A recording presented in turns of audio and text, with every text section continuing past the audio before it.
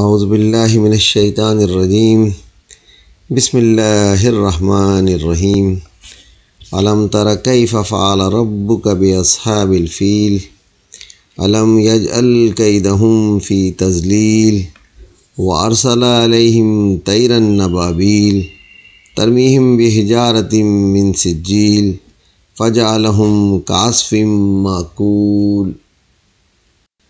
کیا تم نے نہیں دیکھا تمہارے رب نے ہاتھی والوں کے ساتھ کیا کیا؟ کیا اس نے ان کی تدبیر کو اکارت نہیں کر دیا؟ ان پر چڑیاں بھیجیں جھنڈ کی جھنڈ، جو ان پر کنکر کی پھتریاں پھینکتے تھے، پھر اللہ نے اس کو کھائے ہوئے بھس کی طرح کر دیا۔ ابرہہ 6 صدی عیسوی میں جنوبی عرب کا ایک مسیحی حبشی حکمراں تھا۔ اس نے مذہبی جنون کے تحت 570 میں مکے پر حملہ کیا تاکہ کعبہ کو ڈھا کر ختم کر دے۔ اس کے ساتھ 60,000 آدمیوں کا لشکر تھا، جس میں تقریباً 1 درجن ہاتھی بھی شامل تھے۔ اس بنا پر وہ لوگ اصحاب فیل ہاتھی والے کہے گئے۔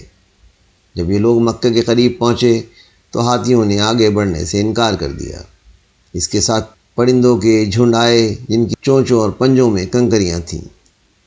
انہوں نے یہ کنکریاں ابرہہ کے لشکر پر گرائیں تو سارا لشکر عجیب و غریب قسم کی بیماری میں مبتلا ہو گیا اور گھبرا کر واپس بھاگا، مگر ابرہہ سمیت اس کے بیشتر افراد راستے ہی میں ہلاک ہو گئے۔ یہ واقعہ اس سال پیش آیا جس سال رسول اللہ صلی اللہ علیہ وسلم کی پیدائش ہوئی۔ یہ اللہ تعالیٰ کی طرف سے ایک مظاہرہ تھا کہ پیغمبر اسلام کو غلبے کی نسبت دی گئی ہے۔ آپ کے ساتھ یا آپ کے دین کے ساتھ جو بھی ٹکرائے گا وہ لازماً مغلوب ہو کر رہے گا۔ ترجمہ و تفسیر وحید الدین خان، آواز و بیان سراج الدین۔